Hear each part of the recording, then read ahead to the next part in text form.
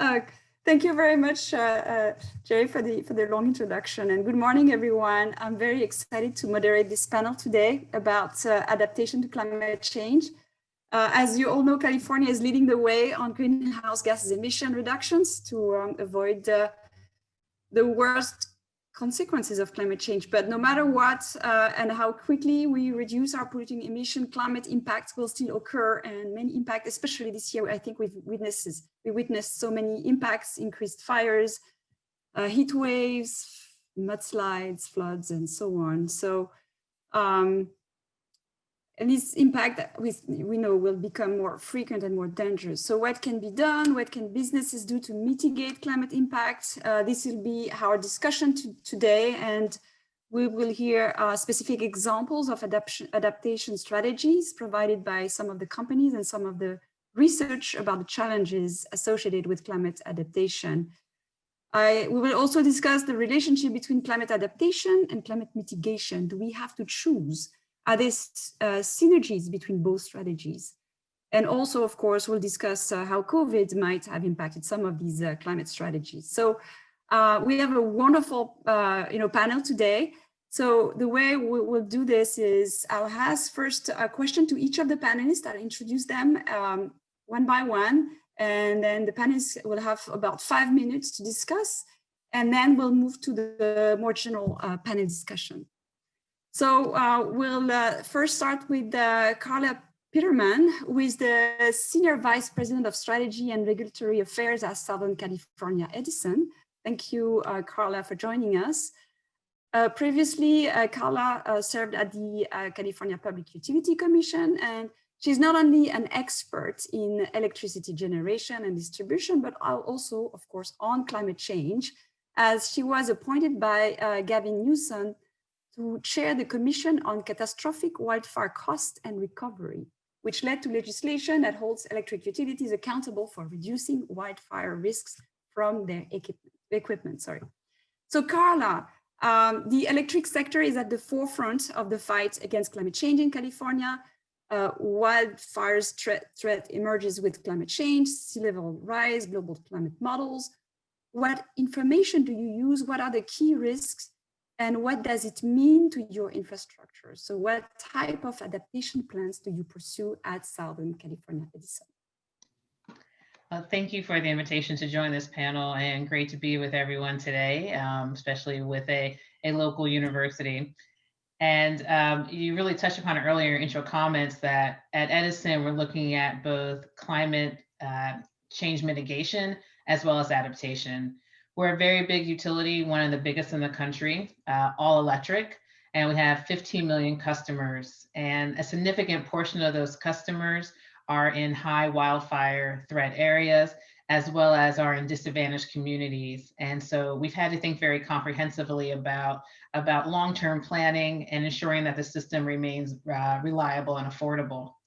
So on the mitigation front, Edison put out a blueprint last year for where we think that the energy supply needs to go in order to reach deep decarbonization goals. So that plan, Pathways 2045, identifies the need for 100% renewable carbon-free energy, massive decarbonization of other parts of the economy. So by 2045, 2/3 of vehicles being electric, 3/4 of vehicles being electric, 2/3 of medium and commercial vehicles being electric, significant amounts of building decarbonization, 70%, as well as the use of low carbon fuels to meet our needs that can't be met with electricity. And so that's what we're doing on the energy supply side. We have this longer term vision. And as we propose investments to the PUC in terms of our resource plan, we're aligning it with that. On the adaptation side, we're doing a lot of work, and most recently in response to some direction we got from our regulator, the Public Utilities Commission, and you really can see regulators having an important role in this area. So we've been directed to do longer term climate adaptation planning, and particularly to develop an adaptation plan for our assets. And so we've been directed to do 3 things. Look at the vulnerability of utility assets, transmission, distribution, generation, even our buildings, to a suite of climate risk. So this could include heat waves, wind events, weather events, drought, sea level rise. So we're assessing all of our assets from that perspective over a long time frame, 10 to 50 years. We've also are focusing on working with our disadvantaged communities, in particular our territory, who are at the intersection of having those climate vulnerabilities, as well as being exposed to other socioeconomic vulnerabilities, and identifying how can we help these communities in particular to adapt. We've also formed a company-wide climate team that is looking at these issues from an organizational-wide perspective. I think that's been a real advancement, as well as we have to be looking at this from the community engagement perspective, but also from the transmission and system planner perspective. So you're going to see all the utilities in California putting these plans forward. We're expected to do them on a 4-year basis. And I'll just wrap up and say, what's really exciting to me for this group is that both our Pathways 2045 work and our climate adaptation planning work are led by 2 leaders who both have their MBAs from UCLA, Anderson. So I'll give a shout out to Dan Hopper and Stephen Torres on our resource planning team, who are excited to hear that I will be sharing this work with you all today. Thank you, Carla, and we are very happy to hear that our MBAs are working hard at climate adaptation. So thank you. So I'm going to move to Lauren from United Airlines. Lauren Riley is the Managing Director of Global Environmental Affairs and Sustainability at United Airlines, and she's leading United Airlines sustainability strategy, which is quite ambitious. In 2018, United Airlines became the first US airline to publicly commit to a carbon emission reduction target. And by 2050, United Airlines planned to have reduced their total greenhouse gas emission by half of what was produced in 2005. So clearly a mitigation strategy in place. So my question to you, Lauren, is how will you achieve this? But also, what are some of the adaptation strategies that you're pursuing? Well, thank you, Maggie, and I'm thrilled to be here with this panel today. I think we can all recognize that for us to achieve our climate ambitions, to go net zero broadly, it's sort of a strategy of all things on the table. Commercial aviation has been really interesting in that it's a fairly hard to abate industry right now. We're responsible for 2% of global greenhouse gas emissions, which may not sound like a whole lot right now, but it will increase over time because other industries are beginning to decarbonize and they're making really great progress. When you think about decarbonization and greenhouse gas emissions related to aviation, the only thing we can really start and stop with, quite frankly, is a discussion around the fuel that flies our plane, because 98% of the emissions across our greenhouse gas inventory is from the use of that jet fuel. So until we find a solution to really replace that jet fuel with a lower carbon alternative, or other innovations like electric aircraft and hydrogen and all of the great advances we're seeing, we're going to continue to emit carbon emissions for the nearer term. So we have a real responsibility in recognizing what we're contributing and then also taking a leadership role in really addressing it. United has been at the forefront of addressing decarbonization ambition across aviation. And in fact, this week we just found out we made the A-list for the first time, the only global airline of the Carbon Disclosure Project. So we're really pleased about the progress we've made so far, but we are only one airline. We need the whole industry, the whole travel industry to move in this direction. And we're really excited to collaborate and work together to get it done. We see primarily 2 pathways moving forward to realizing some of our climate goals. The first one is really around alternative fuels. So how do we replace the fossil fuel-based, petroleum-based fuel that we use today to power our jets with low carbon alternative? For 10 years now, we've been investing in building a new market around what is called sustainable aviation fuel.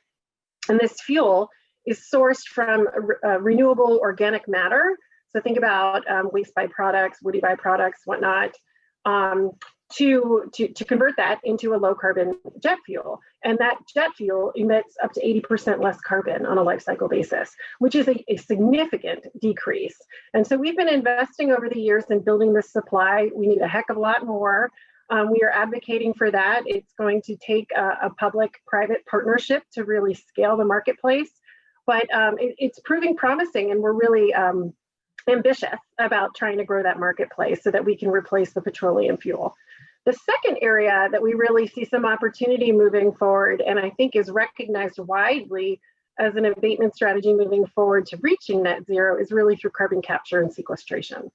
So how do we not only address the emissions that are occurring today, but those of the past, and collecting and permanently storing carbon dioxide into the ground.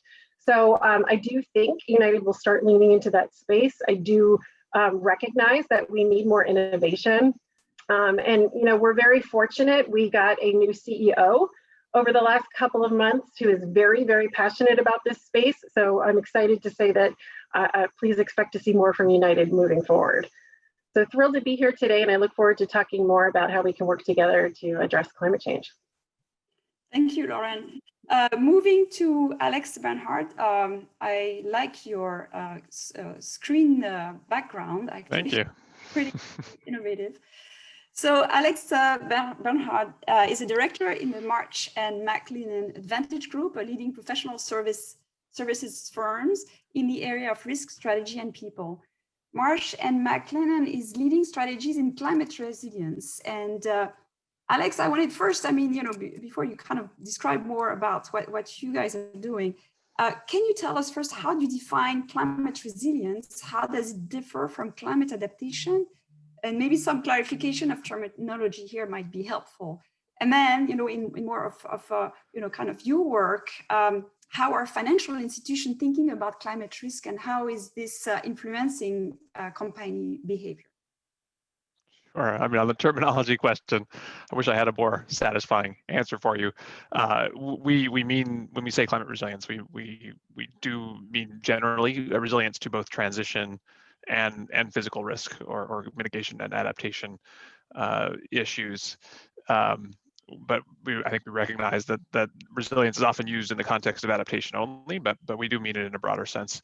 And indeed, a lot of the work that we do across our firm in professional services context through our management consultancy, Oliver Wyman, or through the investment consultancy, Mercer, or through our insurance and reinsurance businesses, Marsh and Guy Carpenter, is around helping our clients to manage, many of them in financial services, but not all by any stretch, to manage the transition to a low carbon economy and to make their assets more resilient to the physical risks that climate change will engender, irrespective of the temperature outcome that occurs.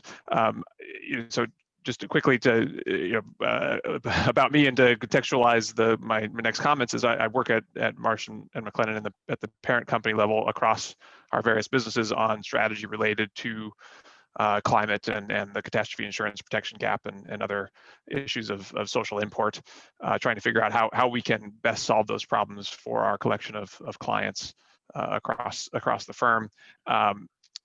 Previously, I worked at Mercer, which is an investment consulting firm, and I led some of the climate scenario modeling work that we did for large asset owners, pension funds and endowments and foundations and the like. And so I'm going to speak largely from an investor perspective, but happy to bridge into the insurance perspective or other areas as well as the conversation progresses.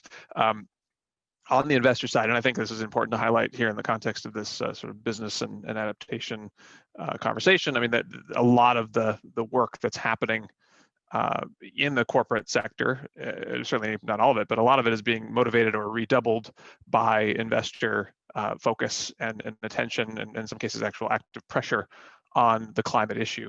So just to underscore how meaningful that is, first of all, the size of the commitments being made by investors to address ESG, as they refer to it, environmental, social, and governance factors in their investment process, is just kind of mind-boggling. Right now, the UN Principles for Responsible Investment, which is essentially the largest, most significant investor coalition and one of the oldest around ESG issues. Climate is, of course, a key focus under the ESG agenda.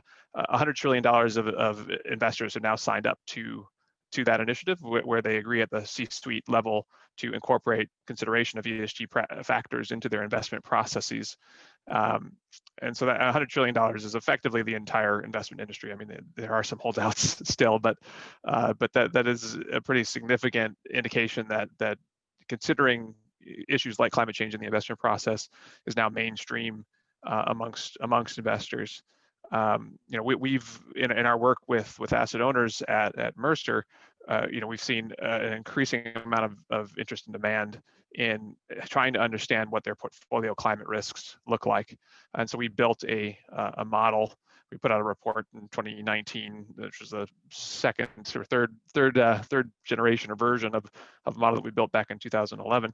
The report in 2019 called Investing in a Time of Climate Change, which described a unique way of analyzing total portfolio climate risk, but both risk to the transition and risk to from physical risks, which are of course a bit longer term.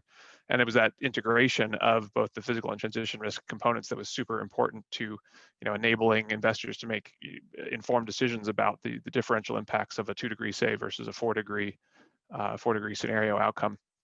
And so that model has proven extremely useful and popular in the investment community. We've now run that scenario tool, which is underpinned by sort of climate economy or integrated assessment modeling, fundamentally on trillions of dollars of investor portfolios globally, including at my time at Mercer, about nearly $1 trillion of North American asset owner portfolios. And some of that work has underpinned more ambition in the investor community to align their portfolios with net zero outcomes by 2030, 2040, 2050, depending. And actually, there's now another coalition of investors. I mean, it seems like there's a lot of coalitions, which if you have coalition fatigue, I understand. However, this is an important one, which is the Net Zero Asset Owner Alliance. Some very, very large investors have now committed to decarbonizing their portfolios effectively, and they don't have I think admittedly don't have a clear pathway for how they're going to achieve that yet, but are very committed to doing so and have made public commitments on that basis. And so we're going to see more and more ambition, I think, from the investor community on this topic. And so while we started our conversations with investors around risk quantification and risk management, they're now starting to move more into opportunity identification and capture. So trying to, instead of managing risk, it's more about capturing alpha or upside. And on the opportunity capture side, investors have two levers that they can pull effectively. One is they can allocate capital to climate opportunities, quote unquote climate opportunities, and there are many of those that Lauren and Carla have already mentioned, around sustainable aviation fuel or carbon capture or hydrogen, whatever the case may be, electrification of grids, et cetera. And then there's definitely a need to galvanize much more capital in that direction. But we're also seeing investors use their voice and their influence in corporate boardrooms through proxy votes and shareholder resolutions to actually influence definitely change. This we can see a very it looks like a very important change and concerns from the investment community, putting their dollars in these demonstrated climate adaptation or mitigation strategies. And so I think I think it's we'll go back a little bit in this discussion about this, on how actually do you evaluate what these climate adaptation strategies are. But before, I just wanted to ask Nora Pankratz, who is a postdoctoral researcher at UCLA in the Luskin School of Public Affairs. She's doing research on how firms and investors respond to changing environments, and in particular to climate change. So Nora, you have done some research on the impact of high temperature on revenues in industry. What evidence do you have about the impact of high temperatures on revenues, on the actual impact of climate? And then what can your research tell us also about how firms adapt to climate change? Yeah, Love to talk about that. First of all, thank you, Magali, but also thank you to the forecast team for having me. So I'm doing research on this for a couple of years now, but it's still my most favorite topic to talk about. So this is great to be here today. Yeah, I'll try to keep it on a high level just to also keep it concise in this panel here. But I think in a sense, your first question also already connects to, or then later on links to what especially Carla and Alex talked about, which is, there's pressure from regulators, there's pressure from investors to better understand what these risks are at the firm level. And I think this is where my research sort of connects and comes in, because I think one of the main takeaways to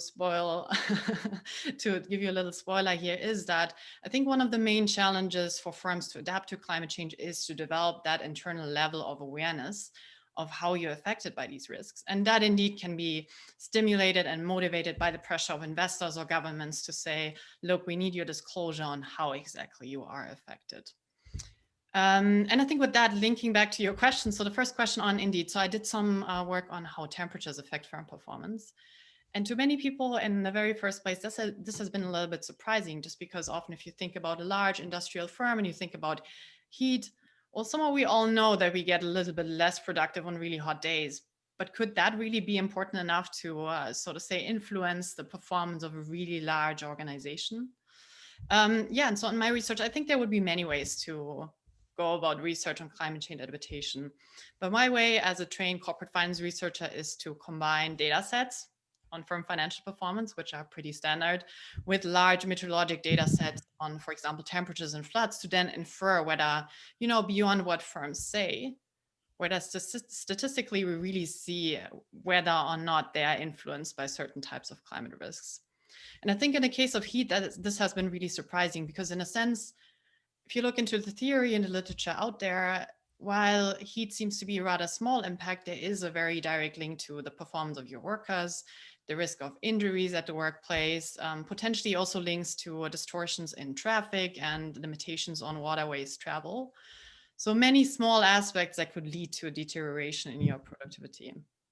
And so in sum, I do find that very much in alignment with the picture in public health, where heat is kind of a silent killer, and where, often if we talk about the effects of heat on mortality, then it is very hard to derive the true impact from public figures, just because often heat is not really attributed as the cause of, so to say, the bad outcome. And the same holds for firm performance. So if I do these large-scale statistical analysis, I find that across a wide range of industries, firm performance decreases when temperatures are really hot in a given location over time. And I think, again, this just links back to the sense of what's key here is to have the awareness of that. A day-to-day impact is small and negative, but just adds up to large numbers, given that often heat spells persist over long periods of time. And with that, maybe to get it back to the big picture and to get into our debate also, I think, again, that highlights that, for example, in this case of heat, whereas some other climate risks like wildfires and floods are really salient, it's important to, first of all, generate this awareness of how you affect and how your bottom line is affected at the firm level needs to be generated by corporations themselves. And then again, the question is how we get there. And I think Carla and Alex also mentioned the experience pressure either from investors or regulators that can close certain gaps there. Okay, thank you, Nora. So just to follow up on this, actually, I wanted to ask you, how do you assess this risk at the company level? So I'm going to go back to, Carla first. So how do you assess your risk, kind of at Southern California Edison, and then we'll just move to this question to the other speakers. But I think it's an important question. How do you decide what is the risk and to mitigate the risk? Of course, I know like other companies, we engage in active enterprise risk management and continuously surveying what risk we face as an organization, whether it apply to our assets or our people, et cetera. And then what's been interesting as a regulated utility, again, is having our regulator further engage in these discussions around risk. So it's been in the last 5 or 6 years that the Public Utilities Commission has required specific type of coordinated risk analysis when we go in and ask for authorized revenue to do our investments in our general rate cases. And so now there's a real connection between our enterprise risk management informs what we are sharing in those regulatory proceedings around our risk, and that's informing the prioritization of what we can invest in.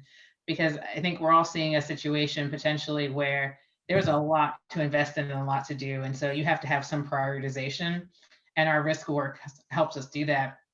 Relatedly on climate change, though, we know there's some longer term impacts. And so we don't just want to focus on those risks that are most immediate in the next year or two. So also having that longer time horizon is important.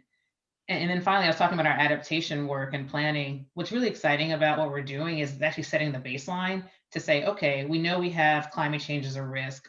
So what is the actual level of risk for our different assets at this point? And then one can really go about designing a good longer term investment plan depending on the vulnerability of those assets. Okay, thanks, Carla. Lauren? So I agree with Carla. I mean, we too, we have multiple boards, committees within our board that look at risk across the enterprise, whether it's reputational, asset-based, financial. We look at all of that. And it's really important because over the years, we've seen climate issues, sustainability issues increase in those spectrums and come to the top of the list of items that the board is focused on and they want to address.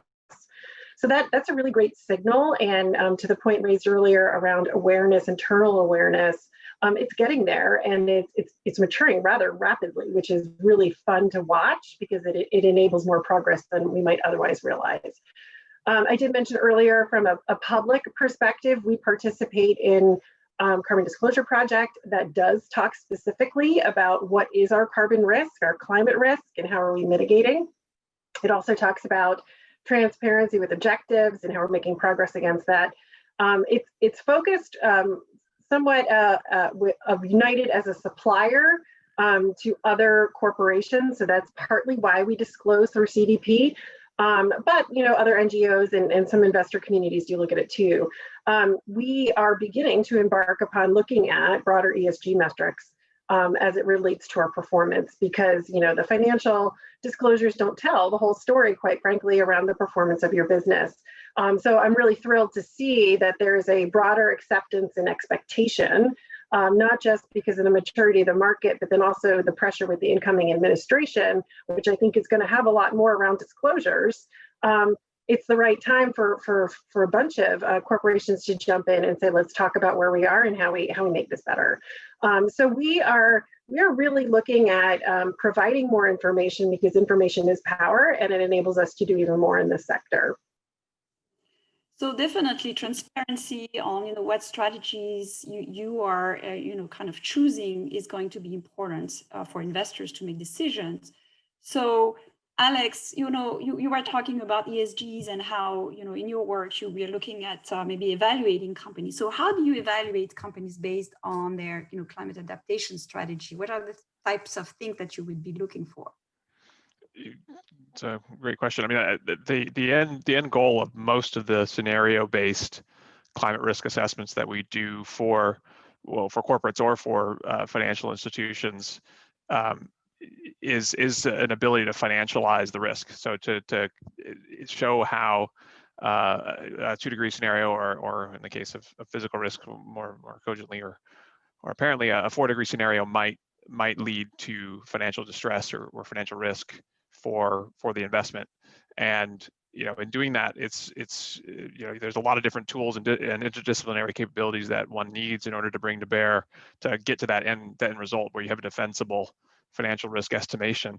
And so in all of our scenario analysis work, we rely primarily for the first instance on forward-looking input from the climate community, the climate science and climate academic community. So we use global circulation model inputs or climate economy model or integrated assessment model inputs as a means of delineating the pathways of certain scenarios. We pick the ones that are most representative or most aligned with a client's view of the scenario outcomes that they want to plan for. And then we apply those economic or other physical estimates. In this case, if we're looking at, say, flood risk, we look at the higher incidence of sea level rise or the higher incidence of inundation as a result of sea level rise. We then apply that to a specific asset, ideally at the location level, which is sometimes hard to obtain for publicly traded firms. So if you're investing in a public security, you don't always know where their individual exposures are, what their supply chain looks like, and so it's hard to do that analysis based on publicly available information. So we can do that with access to private information on the underlying company. And then once you look at the risk of increased flooding to their property portfolio, their specific portfolio of assets or their supply chain, you can then apply a damage function to that, which financializes that additional risk and allows you to estimate then what the impact on their balance sheet or their income statement might be, which then can flow into a discounted cash flow model or some other type of analytical framework. And so in fact, if I may, yeah. we are going back to this idea of resilience, right? I mean, how do the companies are able to kind of adapt or be resilient to these risks? It's not about how they mitigate climate change overall, but rather how themselves can be resilient, right?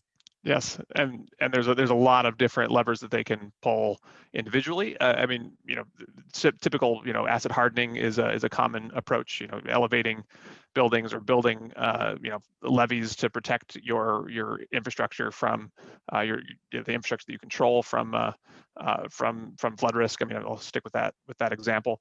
But the challenge with resilience planning in many cases is that the most effective interventions for climate adaptation are community level. They aren't necessarily specific to a company's building, say, or their own footprint. And for that reason, you need more collective action and more collaboration at the community and other levels. And we're looking at mechanisms by which to sort of aggregate risk at the community level so that their incentives are more aligned around those issues. That's very interesting. And I think Carla was mentioning some of that in their kind of community adaptation strategies. Exactly. And so I think I'm still kind of, asking the question about mitigation versus adaptation. So some people might see mitigation as giving up on adaptation. On the other hand, during the recent wildfires in California, we heard some criticism of California's climate mitigation strategy, stating that funds would have been better used to hamper some of the impact of climate change, such as wildfires.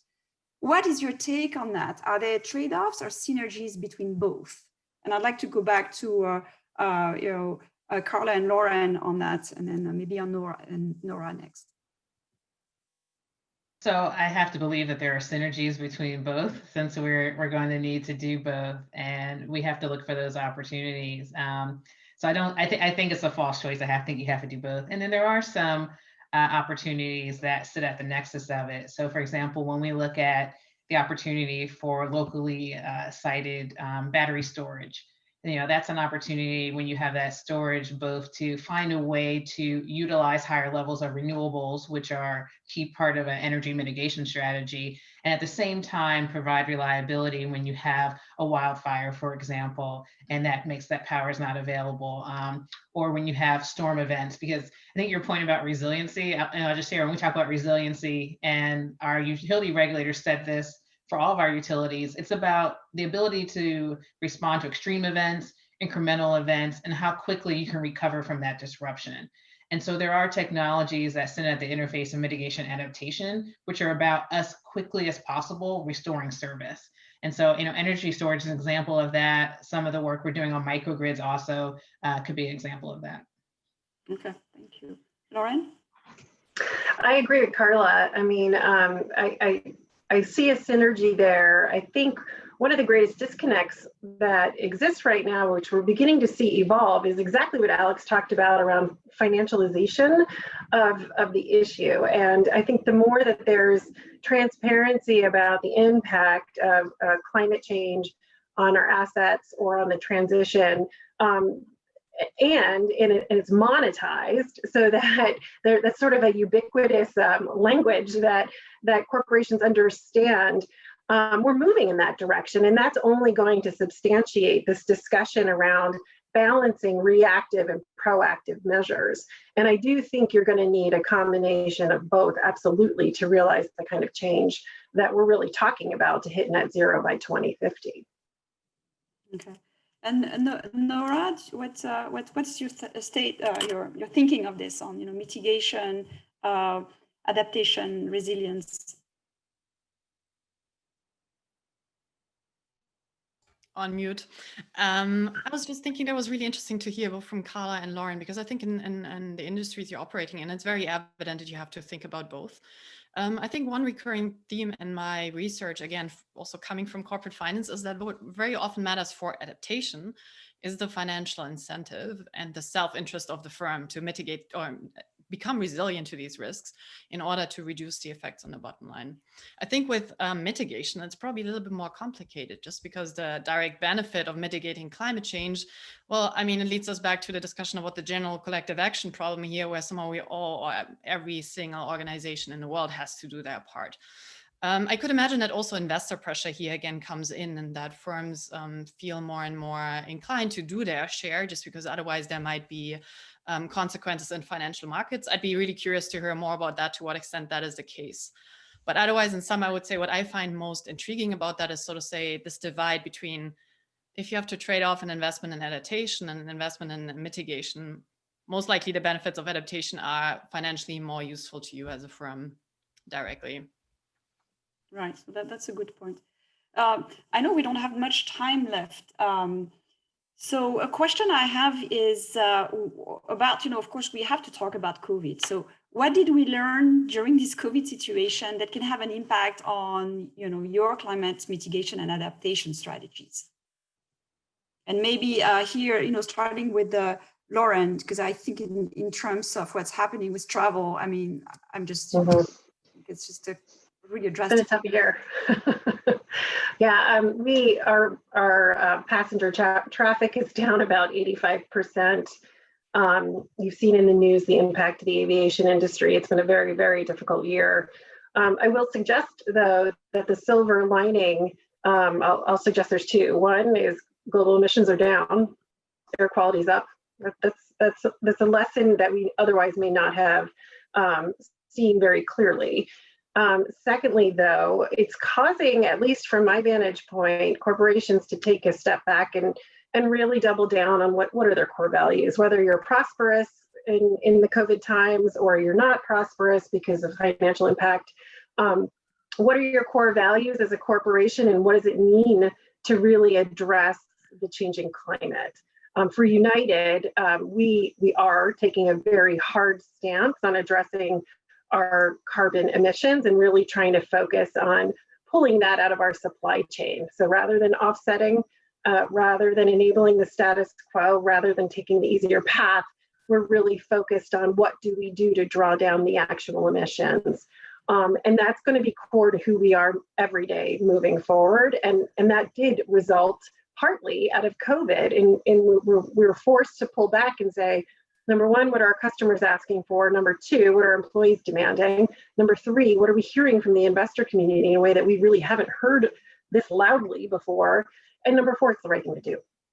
So there is this renewed commitment that was afforded to us because we were pulled back and simplified so significantly this year in a manner we were not anticipating, that allows us to regrow in a meaningful way. And addressing the climate crisis is right at the crux of that for United. So you're saying that, kind of this is kind of a time of reflection, maybe changing some of the way you were functioning before. Do you see some of that also, Alex, in the way you kind of, look at the industry investment community as a whole? I think absolutely yes. I mean a couple of other sort of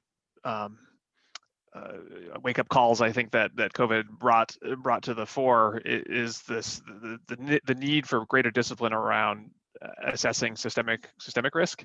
I mean, I think the financial services industry writ large, has been caught by surprise from the great financial crisis and now COVID and several other crises that I'm not thinking of in between, I'm sure. And all of these things are would have been hard to predict, certainly, and they fell outside of the range and realm of typical modeling exercises in many cases, but they weren't. Do you see any change in how firms are kind of like dealing with these climate adaptation strategies? Well, yes, and so one thing that we've noticed is that there was the press for sort of just-in-time manufacturing, just-in-time planning, having lean supply chains came at it increased efficiency significantly and increased ROI and other financial metrics. However, it was at the sort of compromise of resilience, and when there were shutdowns in many parts of the global supply chains due to COVID, some of that lack of resilience was realized by a number of firms. And so I think that the trade-off between efficiency and resilience is something that's going to be a greater focus going forward, and hopefully that will manifest in discussions around climate risk as well, not just day-to-day risks, but the bigger systemic risks that we're facing. Thank you. So I think we are just out of time. I just wanted to give you, each of you, like just one final thought you would want to share with us. Maybe Carla first. Yeah, I'll pick up the last question and just say what we learned from COVID is the ability for long-standing institutions to have cultural change quickly. I saw that both in the government side and for us as utilities, that we were able to come together in a crisis and not compromise transparency, community engagement, and efficiency. And in fact, the ability to use virtual tools, things like Zoom and Teams, to have community meetings is allowing for us to have more frequent interaction with our customers, with our local governments and our leaders. And that's going to be so necessary, as you highlighted, that coordination as we move forward. So we're going to take those practices with us and somehow make the bureaucracy a little bit more penetrable. Good. We'll see. Nora. Yeah, probably again connecting to all of your points. So I think it's really great to hear that there's so much progress on creating this awareness at the firm level, and that is stimulated by either financial markets or regulators. I think in that it's kind of important to think about that most of these efforts in increasing awareness directly target listed firms. And just having in mind that the whole economy has to adapt, I think it will be important to also think about how these incentives to measure risk and measure or manage what gets measured then are included to all types of firms in the economy. Yeah, towards a more transparent world, hopefully. I think, Lauren, do you want to say a final thought? Sure, and thank you for this really interesting discussion today. I think, my point of view, every company, every industry, every sector right now is at a moment of reflection, to your point. I think we all have a huge opportunity coming out of COVID to lean in to some of the other challenges that are facing us. I do think we realized when we come together that we can solve a global pandemic. We see the light at the end of that tunnel, perhaps a couple months out, but we have a global crisis too that we have to take care of. And so there's a bit of a character reckoning that I think will happen across many of the industries, and I'm hopeful. I believe that we're at a tipping point right now where we're going to lean in and we're really going to take this seriously and get to net zero by 2050. Oh, absolutely. I love your optimism.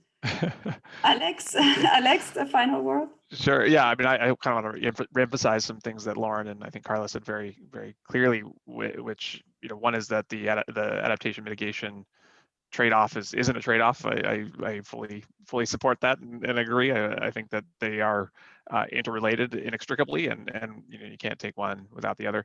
And as Nora said on that front too, I mean, there's adaptation benefits in particular are more likely to accrue, specifically to the benefit of specific firms. And so thinking more about that. But we also need to solve the community resilience challenge as well, and there's some more creative thinking needed in that area. And then the other point that I want to highlight is financialization. You got to take the last mile with your risk assessments and get it to be expressed in dollar terms. Otherwise, action is hard for organizations to prioritize without that dollar figure. And then, it's just the way it is. Yeah, thank you, Alex. Thank you to all of you. I mean, I think we need better metrics. The dollar metric, the money metrics is definitely one, but maybe there are other impacts that we need, and the community impact that we need also to measure. And so, I mean, the need for transparency on what practices are out there, and what works, what doesn't, is, I think, more and more important. And so, thank you to all of you for participating in this panel. I really truly enjoyed it, and I look forward to to a brighter future. Thank you. Thank you, Magali, and thank you to each one of the panelists for joining us at the UCLA Anderson Forecast December conference on climate change. This was a really informative panel, but also leaves us with lots of food for thought and anxious to have another panel on this topic as we get into 2021.